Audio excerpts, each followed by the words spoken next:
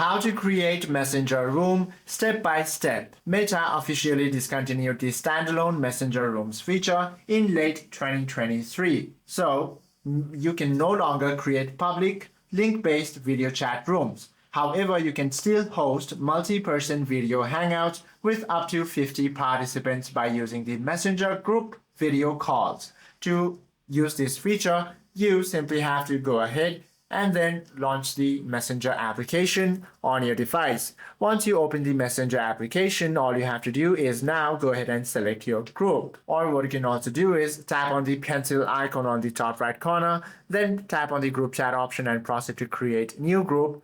Add your members over here. Once you're done, you simply have to go ahead and access that exact group. Once you open the group itself, you simply have to tap on the video camera icon on the top right corner and initiate the video call. Once you do this, the app will automatically ring all the members of that group chat simultaneously so they can tap join. Hope this video helps you out a lot. If you have any questions or queries, do comment down below.